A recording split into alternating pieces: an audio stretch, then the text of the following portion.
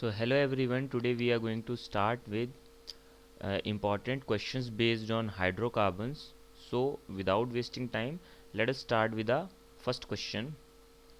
So write IUPAC names of the products obtained by addition of HBr to hex 1-ene. Number first one in the presence of a peroxide and number 2 in the absence of peroxide. हमें क्या करना है, हमें hex 1-ene में हमें क्या करना है, HBr को ऐड करना है, एक बार पेरोक्साइड के साथ और दूसरी बार बिना पेरोक्साइड के। तो देखिए अब सबसे पहले तो फर्स्ट ऑप्शन की तरफ चलते हैं, that in presence of peroxide. ठीक है, तो पेरोक्साइड की प्रेजेंस में जो रिएक्शन होती है उसको मैं पहले आपको बता देता हूँ, उसको हम कहते हैं anti Markovnikov's reaction. Anti Markovnikov's reaction, ठीक है, या मार्कोनिकॉव्स एडिशन रिएक्शन भी हम इसको बोल देते हैं। इसमें देखिए क्या होता है, पहले हम लेकर चलेंगे हेक्स 1-ene। हेक्स 1-ene क्या है कि आपने 6 कार्बन पहले बना लिए, 1 2 3 4 5 6, क्योंकि hex stands for 6। Now numbering कर दिया आपने 1 2 3 4 5 एंड 6, और फर्स्ट कार्बन पे आपको लगाना है इन, यानी लगा दिया डबल बॉन्ड। उसके बाद कार्बन की आपको टेट्रावेलेंसी कंप्लीट करनी है, यानी 4 बॉन्ड कार्बन बनाता है। 2 यहाँ बन गए, 2 ये, यहाँ पर 3 बना रहा है ये वाला कार्बन, तो एक ही हाइड्रोजन आएगा। इसने 2 बनाए तो साथ में 2 हाइड्रोजन, 4 हमको टोटल कंप्लीट करने हैं। यहाँ भी 2, यहाँ भी 2, और इस केस में एक ही बॉन्ड है तो यहाँ पर 3। तो ये क्या बन चुका है आपका, इसको हम कहते हैं हेक्स 1-ene। अब इसमें हमको क्या ऐड करना है, HBr, और क्या बनेगा ये देखिए, एरो के ऊपर मैंने लिख दिया है पेरोक्साइड, क्योंकि इसको हम पेरोक्साइड की प्रेजेंस में हम जो है ऐड कर रहे हैं। और नीचे हम लिख सकते हैं ऐसे शॉर्टकट में कि एंटी मार्कोनिकॉव एडिशन रिएक्शन यहाँ पे हो रहा है, तो एंटी मार्कोनिकॉव एडिशन। ठीक है, उसके बाद देखिए अब इसको याद रखने के लिए एक थोड़ा सा मैं आपको हल्का सा स्टोरी वे में आपको बताता हूँ। देखिए हम क्या मान लेते हैं, हम मान लेते हैं कि hydrogen is like a money. ठीक है, मनी की तरह है, पैसे की तरह है हाइड्रोजन यहाँ पे। तो ऐसा कार्बन जिसके पास ज़्यादा हाइड्रोजन है, ठीक है, डबल बॉन्ड के पास वाले कार्बन आपको देखने हैं, जिसके पास ज़्यादा हाइड्रोजन है वो अमीर है, और जिस कार्बन के पास कम हाइड्रोजन है वो गरीब है। तो एंटी मार्कोनिकॉव एडिशन कैसे होता है कि यहाँ पर जो ये रिएक्शन क्या करता है कि जो अमीर है उसको ये और ज़्यादा अमीर नहीं करता, ये गरीब को अमीर करता है, यानी गरीब को पैसे देता है। ये देखिए, ये कार्बन के पास क्या जाएगा, ये हाइड्रोजन, और ये Br ग्रुप किसके पास जाएगा, जो पहले अमीर है उसके पास Br, मतलब उसको और हाइड्रोजन की ज़रूरत नहीं है, बल्कि जो यहाँ पर कार्बन है जो नीडिड है यहाँ पे, जिसको पैसे की ज़रूरत है, तो उसको इसने हाइड्रोजन दिया। तो यहाँ पर देखिए हमारे पास क्या रिएक्शन बन जाता है, CH2, ठीक है, CH, then CH2, CH2, CH2 and CH3, 1 2 3 4 5 6, और इसके पास तो हमने लगा दिया Br, और अब वो हाइड्रोजन इसके पास गया सेकंड कार्बन के पास, तो इसके पास 2 हाइड्रोजन हो गए। तो अब इसका नाम क्या हो जाएगा, देखिए ये फर्स्ट कार्बन था आपका, ये सेकंड, ये थर्ड, ये फोर्थ, ये फिफ्थ और ये सिक्स्थ। तो फर्स्ट कार्बन के पास ब्रोमो ग्रुप चला गया, तो इसको हमने कह दिया 1 ब्रोमो हेक्सेन बन गया, 1 ब्रोमो हेक्सेन। तो कहने का मीनिंग क्या है कि हमने प्रोडक्ट भी बना लिया है और उस प्रोडक्ट का हमने आयुपैक नेम भी लिख दिया है। वैसे ही चलते हैं आपका इन एब्सेंस ऑफ पेरोक्साइड, कि अगर आप पेरोक्साइड की एब्सेंस में रिएक्शन को कराते हैं तो उसको हम कहते हैं मार्कोनिकॉव्स एडिशन। ठीक है, तो now comes the Markovnikov's addition reaction. इसमें हमको क्या करना है कि सेम यही कॉन्सेप्ट, ऐसा ही एक कॉन्सेप्ट लेकर चलते हैं और उसे समझते हैं। देखिए अगर यहाँ पर दोबारा से मुझे यही जो है हेक्स 1-ene ही लेकर चलना है, तो दोबारा से मैं हेक्स 1-ene यहाँ पर बना लेता हूँ। ठीक है, तो ये बन गया हमारा 1 2 3 4 5 6 कार्बन का, ये बन गया आपका हेक्स 1-ene। अब हमें क्या करना है कि पेरोक्साइड नहीं डालना है, यानी एब्सेंट है यहाँ पे। सो एब्सेंस आप लिख सकते हैं, एब्सेंस ऑफ पेरोक्साइड, या फिर आप यहाँ पे नो पेरोक्साइड भी लिख सकते हैं। ठीक है, उस टाइम पे क्या होता है कि मार्कोनिकॉव एडिशन, शॉर्टकट में हमने ऐसे कर दिया मार्कोनिकॉव एडिशन। तो यहाँ पर अब काम उल्टा होगा। ठीक है, यहाँ पे मैं HBr लिखना भूल गया, तो आपने HBr भी लिखना है। अब जो मार्कोनिकॉव एडिशन है वो जस्ट इसका उल्टा है, यानी यहाँ पर हम क्या करेंगे, ये अमीर को और अमीर करता है जो मार्कोनिकॉव एडिशन है। यानी हाइड्रोजन कहाँ जाएगा आपका, जो पहले से ही अमीर है, जिसके पास पहले से ही बहुत ज़्यादा धन है, धन बोलें तो यहाँ पर बहुत सारा हाइड्रोजन है पहले से ही। ठीक है, तो हाइड्रोजन इसके पास 2 था तो इसके पास गया, और Br कहाँ चला जाएगा, Br आपका इस वाले कार्बन के पास चला जाएगा जिसके पास हाइड्रोजन कम है।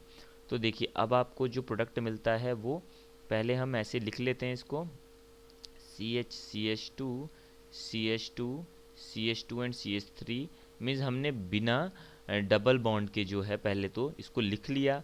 अब देखिए इस हाइड्रोजन के पास हाइड्रोजन एक और जा रहा है, तो 2 की जगह पर हो गया 3, तो हमने यहाँ कर दिया 3। ठीक है, और इसके पास ब्रोमो ग्रुप आ रहा है तो Br यहाँ लगा दिया। अब अगर दोबारा से हम इसमें नंबरिंग करें, ठीक है, चेन को नंबर्स हमने दिए, 6 कार्बन की चेन है और सेकंड कार्बन पे ब्रोमो ग्रुप लगा हुआ है, तो हम बोल सकते हैं it is 2 bromo hexane. So now comes a next question, that sodium salt of which acid will be needed for preparation of propane, write chemical equation of the reaction। मतलब हमें एक रिएक्शन को लिखना है, मतलब रिएक्शन के को chemical equation के ज़रिए लिखना है कि जिसमें हम प्रोपेन बनाएं। ठीक है, प्रोपेन हमने बनाना है, किससे हमें बनाना है प्रोपेन को, तो प्रोपेन को हमें बनाना है सोडियम सॉल्ट ऑफ एसिड से। ठीक है, सोडियम सॉल्ट ऑफ एसिड। तो ये जो आपका रिएक्शन होता है इसका नाम है डी कार्बोक्सिलेशन रिएक्शन।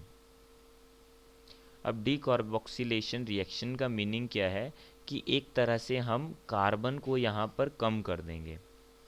ठीक है, तो कार्बन यहाँ पर आपका कम हो जाएगा डी कार्बोक्सिलेशन रिएक्शन के टाइम पे, तो एक कार्बन हम कम करेंगे तभी आपका प्रोपेन बनेगा। तो ऑफ कोर्स जो आप यहाँ पर एसिड लेकर चलेंगे वो एक कार्बन ज़्यादा हो। प्रोपेन में आप जानते हैं कि 3 कार्बन होते हैं, तो यानी आप यहाँ जो लेकर चलेंगे वो आपको 4 कार्बन लेकर चलने पड़ेंगे। तो 4 कार्बन का एसिड यानी C, आप पहले तो 4 कार्बन ले लीजिए, लास्ट में एसिड है तो COOH। अब ध्यान रखिएगा H नहीं हमें लगाना है, because it is sodium salt, तो यानी हाइड्रोजन की जगह वहाँ पर सोडियम आ जाएगा, और बाकी को आप कर लीजिए कंप्लीट पहले तो ये जो आपका यहाँ पर आपने एसिड बनाया है उसको हम बोलते हैं it is called sodium salt of carboxylic acid. Sodium salt of carboxylic acid कौन सा एसिड है ये, तो ये ब्यूटानोइक एसिड है, butanoic acid, sodium salt of butanoic acid. अगर इसका आईयूपैक नेम हम देखें तो हम इसको बोल सकते हैं sodium butanoate. So it is sodium butanoate. ठीक है, वहीं पे अब देखिए इस रिएक्शन में हमको क्या करना पड़ता है, हम इसको बेस की प्रेजेंस में कराते हैं, NaOH डालेंगे। ठीक है, मतलब बेस इसमें ऐड करेंगे, साथ में calcium oxide at a temperature of 630 kelvin. तो होगा क्या वहाँ पे कि एक कार्बन अब हमें निकालना है, because it is D carboxylation reaction. ठीक है, तो यहाँ जो कार्बन रिमूव होगा आपका वो in the form of Na2CO3, ये प्रोडक्ट यहाँ पर बन जाएगा। ठीक है, तो इसको बनाने के लिए हमें क्या करना है कि हमें 2 सोडियम चाहिए, ठीक है, 3 हमें ऑक्सीजन चाहिए और 1 कार्बन चाहिए। तो ये देखिए ये निकल गया Na2CO3। अब ये निकलने के बाद ये हाइड्रोजन यहाँ वाला यहाँ पर चला जाएगा, और ये देखिए ये आपका बन गया CH3 CH2 CH2 और 1 हाइड्रोजन CH3, जिसको हमने कह दिया प्रोपेन, प्लस साथ में आपको Na2CO3 मिल गया। ठीक है, तो ऐसे ये रिएक्शन है आपका।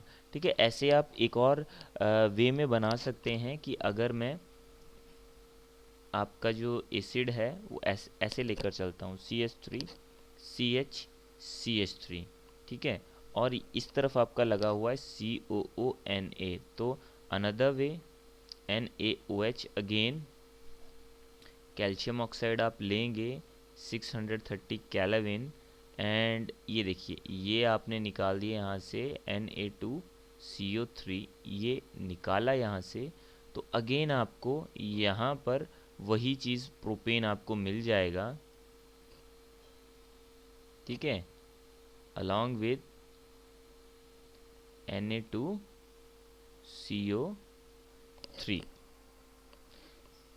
Now comes the next question, which of the following has the highest boiling point? इनमें से देखिए किस में बॉइलिंग पॉइंट सबसे हाईएस्ट है। पहला है हमारा 2 मिथाइल पेंटेन, तो इसके लिए हमें थोड़ा सा स्ट्रक्चर की जानकारी होनी चाहिए। जैसे पेंटेन हम बोल सकते हैं तो 3 आपका कार्बन, 4 5 कार्बन। ठीक है, सेकेंड लोकेशन पे मान लीजिए मैं नंबरिंग यहाँ से कर रहा हूँ आपका, तो सेकंड पे क्या लगा हुआ है, एक मिथाइल ग्रुप लगा हुआ है, CH3 लगा हुआ है, और बाकी मैं यहाँ पे इसको मैं कंप्लीट कर इसके बाकी वैलेंसीज को आई कंप्लीट एडिंग हाइड्रोजन।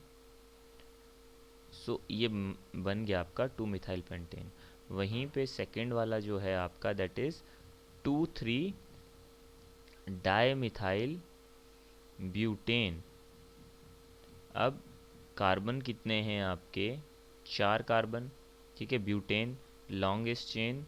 अब यहाँ पे नंबरिंग हम कर देते हैं 1 2 3 4, तो सेकंड और थर्ड लोकेशन पे मिथाइल ग्रुप लगे हुए हैं, सेकंड लोकेशन पे और थर्ड लोकेशन पे मिथाइल ग्रुप लगे हुए हैं। बाकी मैं हाइड्रोजन लगा देता हूँ अभी 3, एक यहाँ पे आ जाएगा, ये भी 3 है, यहाँ पर भी एक हाइड्रोजन, और ये 3, तो ये बन गया हमारा 2,3 डाई मिथाइल ब्यूटेन। और तीसरे की हम बात करते हैं वो है 2,2 डाई मिथाइल ब्यूटेन। ठीक है, यानी दोनों के दोनों सेकेंड लोकेशन पर ही लगे हुए हैं आपके 2,2 डाई मिथाइल ब्यूटेन। तो स्ट्रक्चर क्या बनता है आपका, पहले तो हमने ब्यूटेन बना लिया, ठीक है, 4 कार्बन ले लिए। अब नंबरिंग जब हमने की तो सेकेंड कार्बन पे 2 मिथाइल ग्रुप लगे हुए हैं। ठीक है, तो एक लगा दिया हमने ऊपर और एक हमने लगा दिया है नीचे। ठीक है, और बाकी फिर हम यहाँ पे कंप्लीट करते हैं हाइड्रोजन्स को, और ये बन गया आपका 2,2 डाई मिथाइल ब्यूटेन। तो तीनों हमने बना दिया। अब यहाँ पर कॉन्सेप्ट जो यूज़ होता है वो कॉन्सेप्ट क्या है कि जैसे आपका ब्रांचिंग इंक्रीज होता है, एज ब्रांचिंग इंक्रीजेज, ठीक है, तो ब्रांचिंग के बढ़ने से क्या होगा,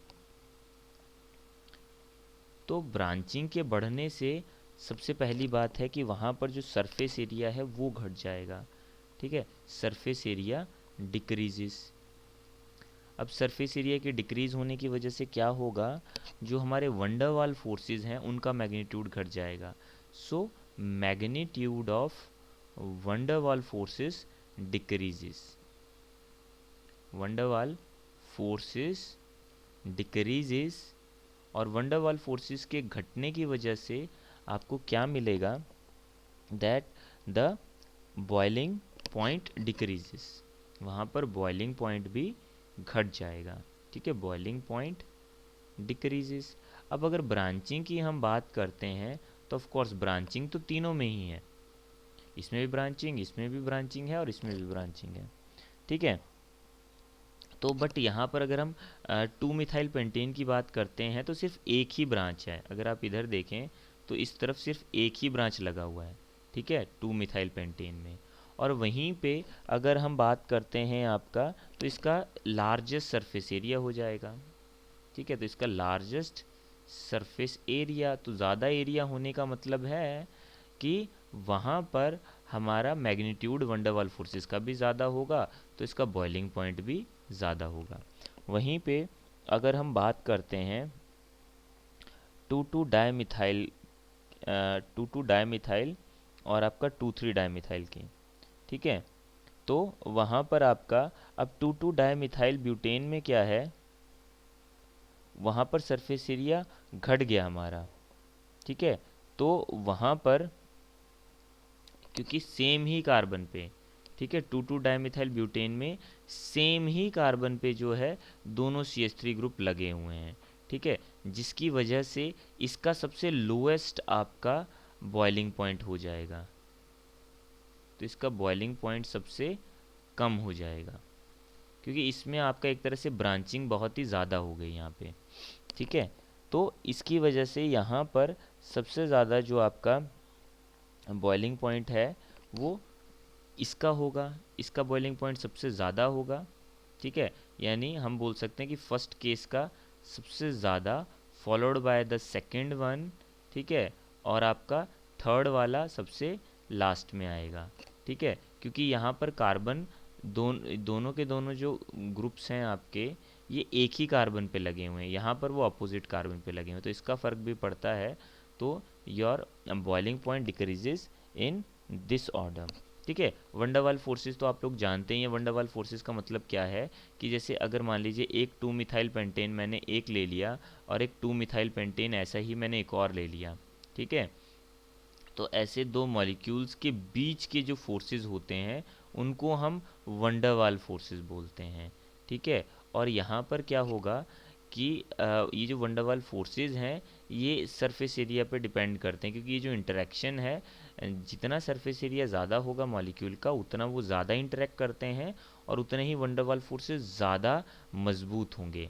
तो वंडरवाल फोर्सेस का स्ट्रांग होना मतलब वो इजीली मॉलिक्यूल सेपरेट नहीं होंगे, दो मॉलिक्यूल्स उनके बीच के फोर्सेस जब तक ब्रेक नहीं होते तब तक वो आपका स्टेट मतलब वहाँ पर स्टेट में चेंज नहीं आएगा, यानी आपका लिक्विड टू गैस वो कंपाउंड नहीं बनेगा जब तक वो वंडरवाल फोर्सेस वहाँ पर ब्रेक नहीं होते या वीक ना हो जाएं, ठीक है। तो कहने का मतलब यही है कि वंडरवाल फोर्सेस का मैग्नीट्यूड कम होगा तो बॉइलिंग पॉइंट भी कम होगा।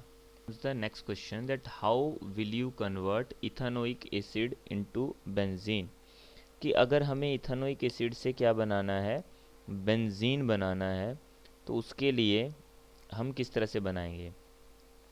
तो देखिए अब इथेनोइक एसिड यानी अगर हम बात करते हैं इथेनोइक एसिड क्या है, सो दैट इज CH3COOH, यानी दो कार्बन वाला एसिड जो है उसको हम क्या बोलते हैं, इथेनोइक एसिड बोल देते हैं, ठीक है। इससे हमें क्या बनाना है, इससे हमें बेंजीन बनाना है, ठीक है। बेंजीन क्या है आपका, बेंजीन होता है आपका C6H6 आप बोल सकते हो, या फिर स्ट्रक्चर हम बनाएं बेंजीन का तो इट इज़ लाइक दिस, ठीक है। तो हमें बेंजीन पर जाना है, तो कैसे हम जाएंगे, देखिए सबसे पहले तो हम क्या कर देंगे, सबसे पहले तो यहाँ पर हम NaOH के साथ जो है रिएक्शन करेंगे। NaOH के साथ हम रिएक्शन करते हैं तो हमें क्या मिल जाएगा, ठीक है। मतलब हम क्या कर रहे हैं, एक तरह से हम न्यूट्रलाइजेशन रिएक्शन कर रहे हैं, ठीक है। न्यूट्रलाइजेशन रिएक्शन आप सभी जानते हैं कि एसिड प्लस बेस हम ऐड करते हैं, एसिड में बेस, तो वहाँ पर हमें सॉल्ट मिलता है और साथ में वाटर रिमूव हो जाता है। तो देखिए वाटर हमने यहाँ से निकाल देना है, तो क्या हुआ, जैसे आप ऐड करेंगे तो वाटर निकल जाएगा, यानी यहाँ से OH और एक H आपने निकाल दिया तो क्या बन गया, ये CH3CONA बन गया, तो CH3COONA, ठीक है। इसको हमने बोल दिया सोडियम एसीटेट, इसको हम बोल देंगे सोडियम एसीटेट, ठीक है। उसके बाद हम इसमें सोडा लाइम डालेंगे, ठीक है, 630 केल्विन पे। ये अभी अभी रिएक्शन मैंने आपको बताई थी, ठीक है, ये वही रिएक्शन है कि sodium salt of carboxylic acid में अगर आप क्या करते हैं, अगर आप जो है वो रिएक्शन कराते हैं तो वहाँ पर आपको एक कार्बन कम, यानी डीकार्बोक्सिलेशन रिएक्शन है ये, जो अभी पीछे भी आपको बताया, तो एक कार्बन कम का आपको एल्केन मिल जाएगा। तो एक कार्बन कम मतलब यहाँ पर मीथेन आपको मिल जाएगा, ठीक है। तो क्या करना है आपको, NaOH के साथ रिएक्शन करके, ठीक है, कैल्शियम ऑक्साइड की प्रेजेंस में 630 केल्विन और साथ में हम NaOH डाल देते हैं, तो आपको पता ही है क्या होता है कि यहाँ से तो आपका ये वाला पार्ट सारा का सारा निकल जाएगा in the form of Na2CO3 और आपको मीथेन यहाँ पर मिल जाएगा। उसके बाद हमें क्या करना है, इसका क्लोरीनेशन हमने किया। क्लोरीनेशन मीन्स क्लोरीनेशन आपने Cl2 और H new, that is called the chlorination reaction, ठीक है, क्लोरीनेशन रिएक्शन यानी एडिशन ऑफ क्लोरीन। अगर क्लोरीन ऐड हो जाता है तो हमें मिल जाता है CH3Cl, ठीक है, इसको हम बोल देते हैं क्लोरोमीथेन,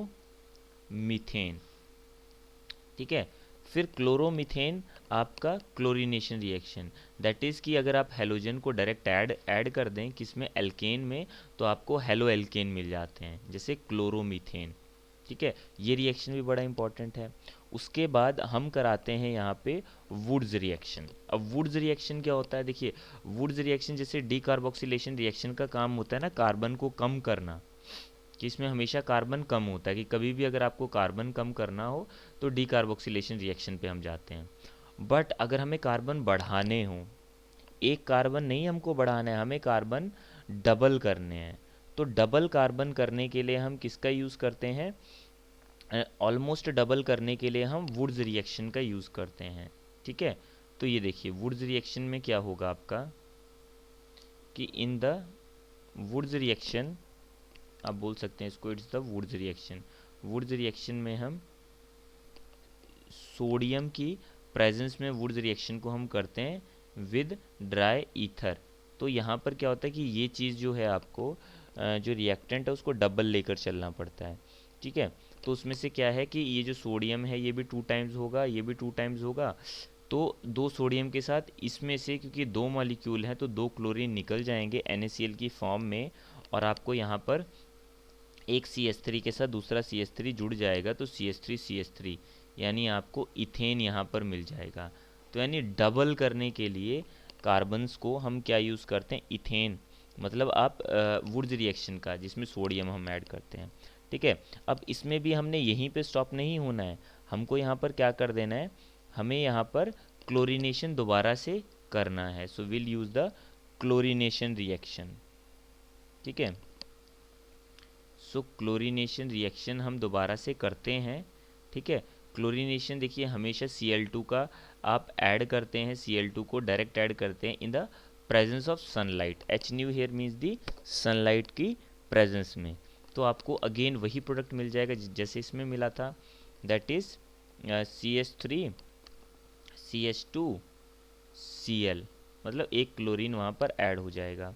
अब इसमें हमें क्या करना है कि इससे अब हम बनाएंगे, ठीक है, रिएक्शन काफ़ी बड़ी है तो इससे हम बना लेते हैं, देखिए एल्कोहलिक KOH डाल के अगर हम इसे हीट करते हैं तो हमें क्या मिल जाता है, CH2 डबल बॉन्ड CH2, और इसे हम कहते हैं इथीन, हमें इथीन मिल जाता है, ठीक है।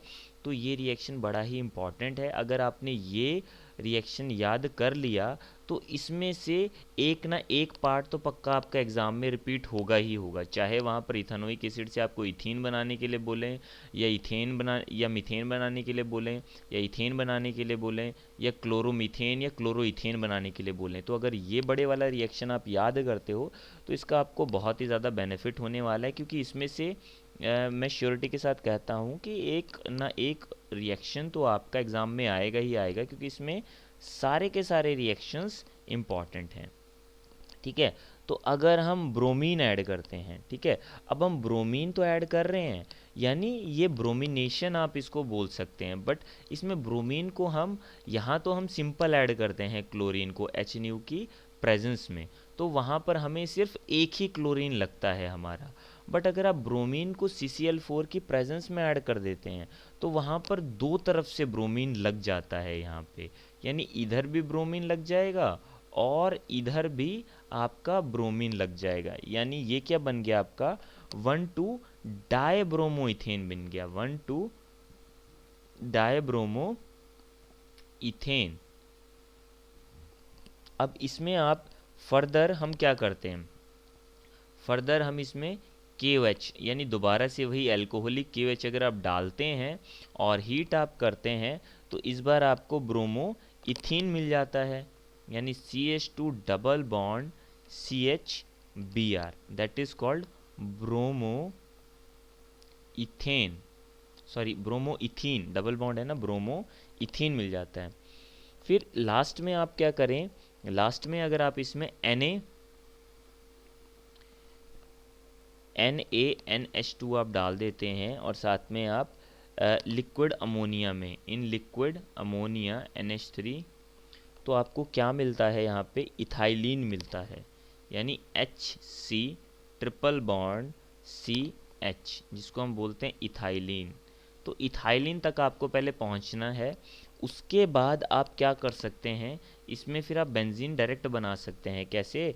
रेड हॉट आयरन ट्यूब आप लेंगे अलॉन्ग विद 873 केल्विन, इतने टेम्परेचर पे, and you will get benzene. ठीक है। अब इसका एक पार्ट और है आपका, कि अब यहाँ पर अगर हमें इथाइलिन ही बनाना था, तो इतना बड़ा मेथड देखिए, हमने कितना बड़ा मेथड यहाँ पर यूज़ किया हुआ है, कि हम पूरा यहाँ से हम घूम फिर के गए आपका। ठीक है। यहाँ से देखिए, पहले सोडियम एसीटेट बनाया, फिर उसका डिकार्बोक्सिलेशन करा के मीथेन बनाया, फिर क्लोरोमीथेन, फिर वुड्स रिएक्शन करके इथेन बनाया। ठीक है। फिर उसके बाद हम गए आपका क्लोरीनेशन दोबारा किया, फिर क्लोरो इथेन बना आपका। ठीक है। फिर एल्कोहलिक केवच डाल के इथीन बनता है। ठीक है। तो काफ़ी लॉन्ग रिएक्शन है ये। तो इसका क्या कोई शॉर्ट फॉर्म भी है, कि मैं इथेनोइक एसिड से जो है, कि मैं सीधे के सीधे आपका जो है वो यहाँ पर बीच में कुछ मैं स्टेप्स छोड़ दूँ? ठीक है। तो वैसे भी हम बना सकते हैं, अगर हम बनाना चाहें। ठीक है। तो बीच के हम कुछ स्टेप्स जो है वो छोड़ सकते हैं यहाँ पे। जैसे अगर मान लीजिए मैं आपको बताऊं कि यहाँ पर जो इथीन है, यहाँ तक मुझे पहुँचना हो, बट इथीन के बाद स्टेप्स तो आपके वही रहेंगे। अगर आप थोड़ा सा शॉर्टकट करना चाहते हैं, तो देयर इज़ अ वे। ठीक है। जैसे इथेनोइक एसिड में आप क्या कर दो, पहले तो आप लिथियम एल्यूमिनियम हाइड्राइड डाल दीजिए। ठीक है। लिथियम एल्यूमिनियम हाइड्राइड क्या काम करता है? रिड्यूसिंग एजेंट का काम करता है। रिडक्शन करना, रिडक्शन करना क्या होता है, कि वहाँ से ऑक्सीजन को रिमूव करना। ठीक है। तो ऑक्सीजन को रिमूव करना और हाइड्रोजन को ऐड करना, उसी को ही हम रिडक्शन रिएक्शन बोलते हैं। तो एक रिड्यूसिंग एजेंट है ये। तो ये क्या करता है, कि कार्बोक्सिलिक एसिड को अल्कोहल में रिड्यूस कर देता है। तो यहाँ पे हमें CH3 CH2OH मिल जाता है, दैट इज़ इथानॉल मिल जाता है। फिर इथानॉल में से अगर हम पानी निकाल दें, यानी विल रिमूव वाटर। अब वाटर रिमूव करने के लिए डिहाइड्रेटिंग एजेंट का यूज़ होता है, और कंसनट्रेटेड H2SO4 जो है वो बहुत ही अच्छा डिहाइड्रेटिंग एजेंट है। ठीक है। तो हम क्या करते हैं, यहाँ पे 443 और 433 टू 443 केल्विन हम टेम्परेचर यूज़ करते हैं। तो इस रिएक्शन को हम डिहाइड्रेशन रिएक्शन बोलते हैं। डिहाइड्रेट होना मतलब पानी की कमी, तो मतलब dehydration means removal of water. तो वाटर कैसे जाएगा? अगर इधर से OH ग्रुप निकल रहा है, तो हाइड्रोजन कहाँ से निकलेगा? इस यहाँ से निकलेगा। तो यहाँ पर एक हाइड्रोजन, यहाँ पर ऐसे दो लिख देते हैं ना, कि 3 हाइड्रोजन है, तो CH2 और साथ में H है, तो ये वाला हाइड्रोजन निकल जाएगा, और दोनों के बीच में डबल बॉन्ड बन जाएगा। तो आपको क्या मिल जाएगा? इथीन मिल जाएगा। तो यानी इथीन बनने के बाद आप दोबारा से रिएक्शन को यहाँ से स्टार्ट करके चल सकते हैं। तो आपको बीच के स्टेप्स कम हो गए आपके। ठीक है। बट मैं ये कहता हूँ कि लॉन्ग मेथड भी इम्पॉर्टेंट है, कि अगर ये वाला क्वेश्चन आपने इस मेथड और इस मेथड दोनों से कर लिया, तो जितना भी कन्वर्जन रिएक्शन इस चैप्टर में से आएगा, तो काफ़ी पार्ट उसका कवर अप हो जाएगा इसी क्वेश्चन के अंदर। सो it is one of the important questions of this chapter.